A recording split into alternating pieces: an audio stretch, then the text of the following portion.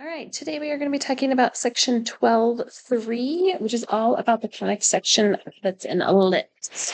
So as a refresher from before, an ellipse is the set of all points in a plane such that the sum, so when we add things together, of the distances form two fixed points. Those two fixed points are called foci or foci.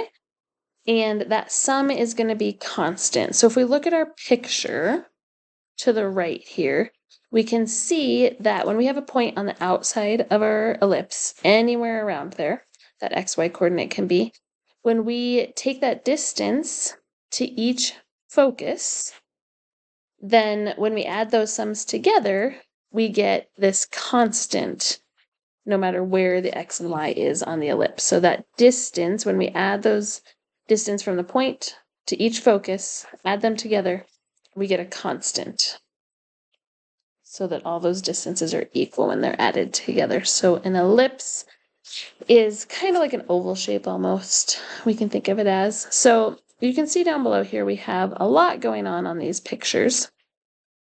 And so we're going to go through this a little bit and explain kind of what's going on. So I'll highlight things as we go.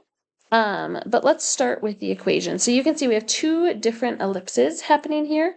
One is horizontally oriented, so it's longer in the horizontal direction. And then the other one is a vertical, so it's longer in the vertical direction. And we'll talk about why that is in a second. So first things first, we have our horizontal. In our horizontal ellipse, the equation of that is going to be x minus h squared divided by a squared plus y minus k squared over b squared. And when we do that, it's always going to equal 1. So let's talk a little bit about where those things are coming from, or where those key points are coming from. So in this horizontal case, and actually in both cases, the horizontal and the vertical, the h and the k are coming from this center here. So the center is the center of the ellipse. It represents the coordinates of that point. The x and the y are representing any point around the outside. And then we have this a and b. So let's talk about those real quick. So the value of a is the distance from that center to the vertex that's on that side. So that's where the a is coming from. You'll notice when we flip it vertically, that distance is now going from the center to the vertex vertically instead of horizontally.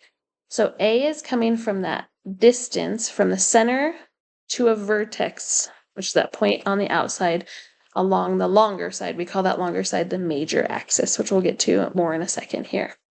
The b value, so you'll see that b there in our equation, is coming from basically the shorter distance. So the distance from the center to the outside. That outside point on the shorter distance is called the co-vertex, which again we'll talk more about in a second. So that b value is your distance from the center to that shorter outside point, and we call that b. So those are kind of some key points in our picture there. There's a lot going on there to focus on, but those are kind of the main things. You'll also see in that picture the foci or the foci on each side that we're measuring that distance from. So if we think about this vertically, it's going to be a similar equation, but not exactly the same. So in the vertical orientation, we start the same way. So we'd still have x minus h squared. And remember, that's h is that distance, or sorry, h is that point in the center, the x coordinate of it. But when it's vertically oriented, that x distance, if we think about the x-axis, is now the shorter side.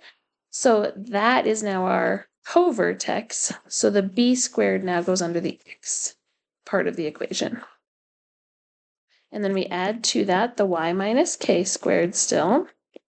But now our y-axis is our longer axis, our longer direction of our ellipse. So now we're going to divide that by a squared, because a is that distance from the center to that outermost longest point. and that equals 1 as well. All right, so let's talk more about some of those key points. So our major axis, again, that's the distance between the two vertices. So that's our longest distance in our ellipse, okay? When our ellipse is horizontal, that would be a horizontal axis straight across. And the length of that is going to be 2 times A. So remember, A is the distance from the center to that vertex. So we double it to get the distance in both directions from the center. In our vertical orientation, it's going to be very similar, but since it's now vertically oriented, our major axis is going to be going vertically, but its length is still 2 times A. So still twice the distance from the center to one of the vertices. We just double it to get the whole thing. So then we can see that the minor axis, which is the shorter one, flips from what it was before. So now when it's a vertically oriented, that minor axis is now going to be horizontal with a length of 2b. And when we look at the horizontal ellipse, it's going to be flipped as well. So now the minor axis in a horizontal ellipse is going to be vertical, and its length is going to be 2b.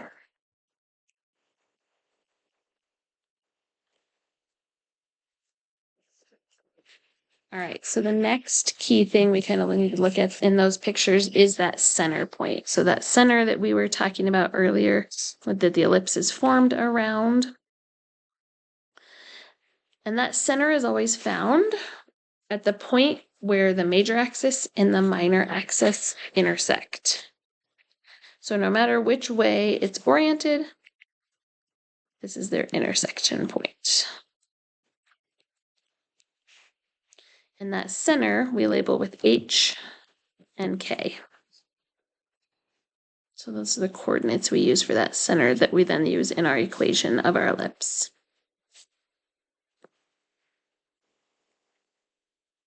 All right, the next key thing we need to see in those pictures are the vertices, which we've talked a little bit about. The vertices are those points on the outside of the ellipse that are furthest from the center. And their vertices are at 1 of 2 points. When it's a horizontal ellipse, the coordinates of those are plus and minus A. So remembering that that A distance is from the center to the vertex, comma 0. And then when we flip it and we're looking at it vertically, those points are now at 0, comma, plus or minus A. So that distance now switches to the Y direction when it's vertically oriented. And then the co-vertices are kind of the opposite of that. Remember, the co-vertex is the distance from the center to the shorter side. So when it's vertically, that's now in the X direction. So that would be plus or minus B. B just represents that distance from the center to that co-vertex, with 0 as the Y coordinate. And then in a horizontal ellipse, that shorter distance is now in the Y direction. So it would be 0 plus or minus B. Again, B representing the distance from the center to that co-vertex. All right, and then finally we have those foci points. So remember that those are those points that are just the basis of the ellipse, where the distance between those 2 points added together from the point on the outside is constant no matter where that point is. So the coordinates of that are going to be plus or minus C when it's horizontally, that's in the X direction. And when it's vertically oriented, then that C value is going to be in the Y direction. So basically the foci are just right inside of the vertices. Now that distance C that we're talking about here, that is coming from this formula right up here. So that where A and B are representing the distance to the vertices and the co-vertices, and then we solve for that C distance to the foci. And it goes in both directions, so that's where the plus or minus comes from. So we're going to put all that information together now and start looking at some graphs of ellipses and how we might write their equations. Example here. When I look at the graph of this ellipse, I can see that it is vertically oriented.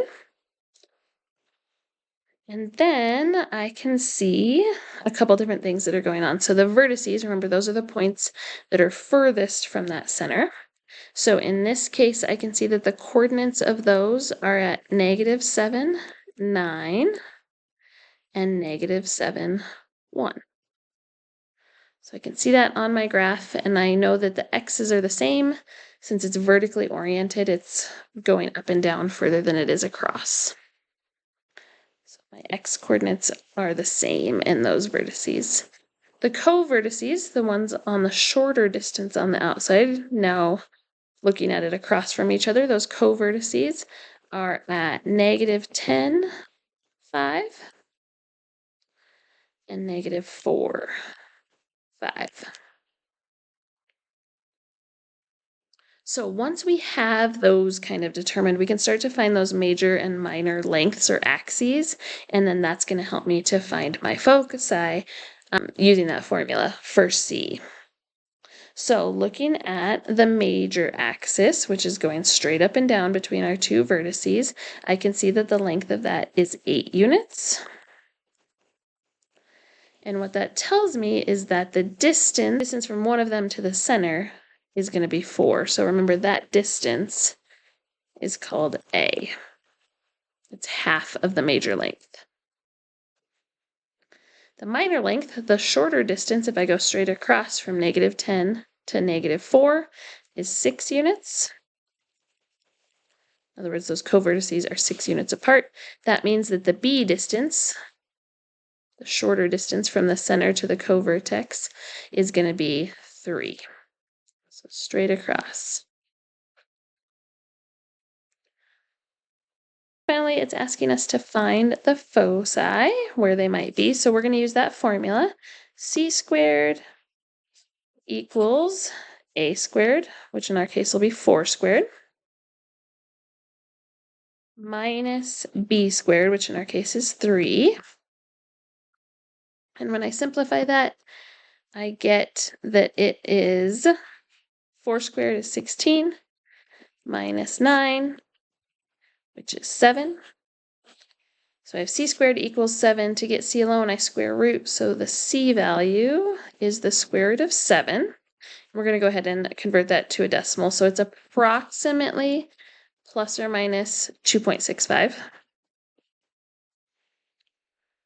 So then I can use that to kind of help determine where those foci would be from the center. So knowing what we know now, we can put it all together into the equation of this ellipse. So in this ellipse, my equation is going to be x plus 7. And I know that plus 7 because this point, the major axis and the minor axis come together. That point is at -7, 5. So I'm using that to write my equation here. So x plus 7 squared over that b value squared. So that would be 3 squared. Plus y minus the 5 from the center squared over that longer distance, the a value, squared. So when I simplify that, I can write it as x plus 7 squared over 9 plus y minus 5 squared over 16 equals 1.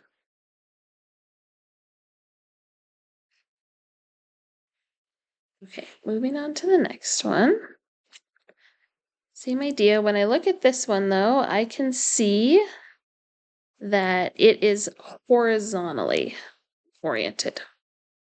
So longer in the horizontal direction than it is in the vertical direction. This one's closer than the one before, but it's still longer in the horizontal direction, so it is horizontally oriented.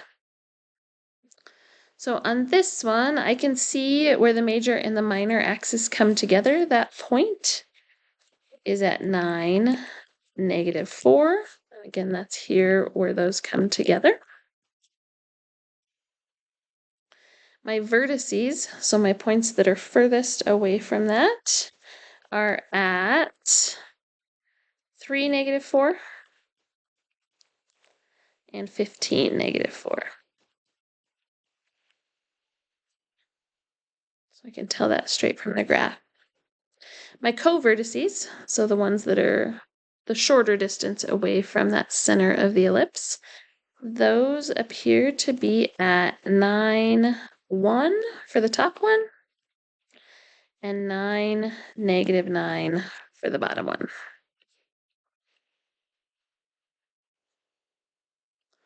All right, then it's asking us for the major length. So that's our distance from one vertex to the next. So when I go from 3 all the way up to 15, that's a length of 12 units. And remember, that is going to tell me my A value. And the A value is half that total distance, or the distance just from the center to one of the vertices. So that's going to be an A value of 6. And then my minor length is the distance between the co-vertices. So when I go from -9 up to +1, that's a length of 10 units. And that means the B value for this ellipse, the distance from just the center to one of the co-vertices, would be 5. So I can use all of that to write my equation. So since this one is horizontally oriented, that major length, or the A value, really, is going to go under the x coordinates. So on this one, I have x minus, my center is at 9 squared over that major distance, or that major A value that we got, which is 6 squared, plus y minus a -4, so I'm going to write that as +4. And then that's over that B value squared, equals 1. So when I simplify that, I get x minus 9 squared over 36 plus y plus 4 squared over 25 equals 1. Okay, so what we're going to do next is we are going to be given an equation, and we're going to work towards graphing it.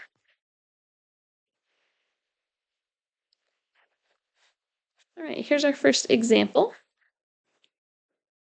So in this example, the first thing that I notice is that the value under x is larger than the value under y, and that tells me that this one is going to be horizontally oriented, meaning it's longer in the x direction because that number under the x is bigger.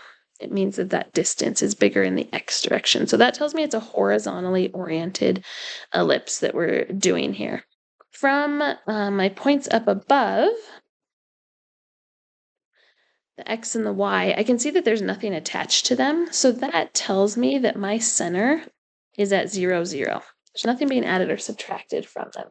So I know it's centered at 0, 0. All right, so then using those two things, I can start to kind of fill things in. So I know from this equation up here, remember we were talking about that value under the x's is larger. So that is going to help me find my distance. So what I know from the 25 here is that my A value is 5, because remember in our equation, that's A squared. So 5 squared is what gets me the 25. So what that tells me is that my vertices are 5 away from the center.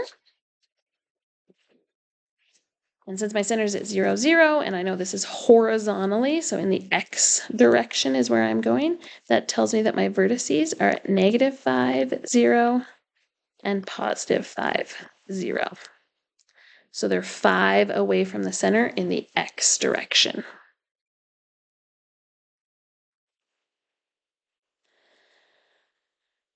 All right, so then I can use the fact that 9 is then related to my minor direction. So that 9 tells me that the b value is 3. That means that my co-vertices are 3 away from the center in the y direction.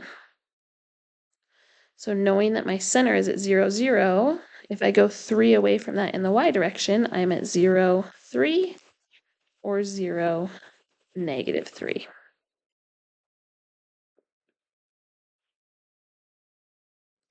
All right, and then finally, I need to figure out where my foci would be. So again, we're going to use that formula, c squared equals, and then we talked earlier about our b and our a value.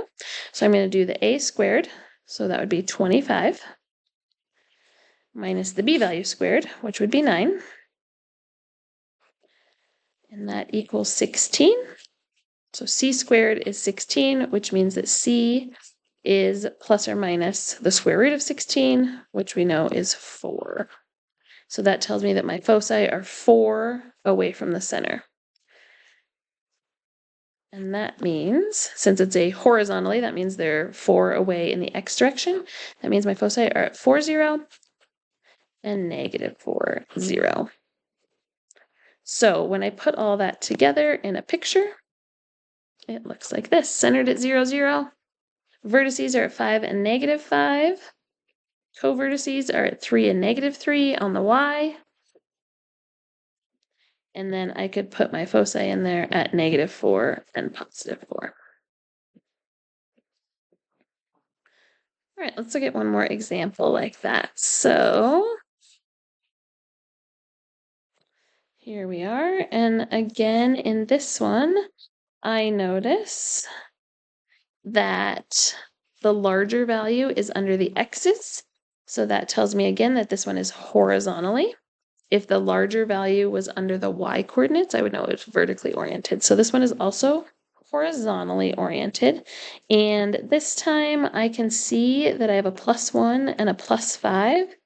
So that tells me that my center is at -1, -5.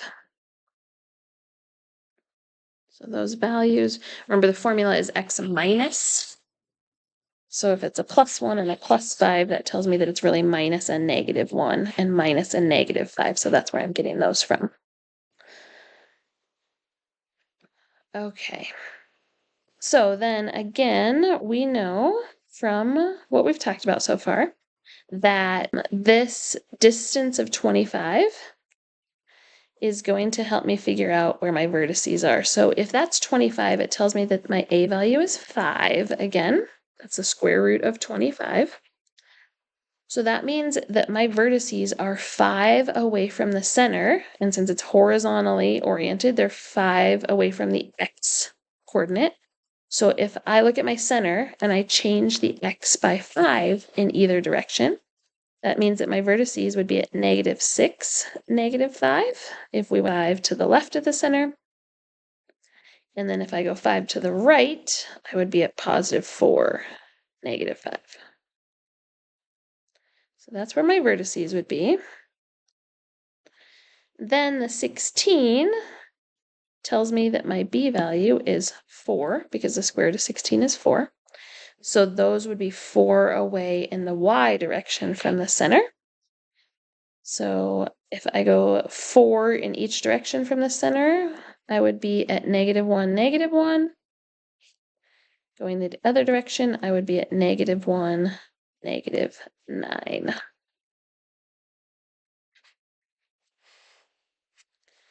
And then lastly, we're going to figure out where each focus is. So I'm going to set up my equation again. C squared equals, we know that a squared is 25, minus b squared, which is 16, That distance is 9. So when I square root that, I get plus or minus 3. So again, it's horizontal, so that means that each focus is 3 away from the x, or in the x direction of my center. So if I go 3 in each direction from the center, I would be at positive 2, negative 5. And if I go the other direction, I would be at negative 4, negative 5. So all those put together creates an ellipse that looks like this. Center at negative 1, negative 5. Vertices at negative 6 and positive 4 in the x direction. Co-vertices at negative 1 and negative 9 in the y direction. And then again, we could add those foci on there.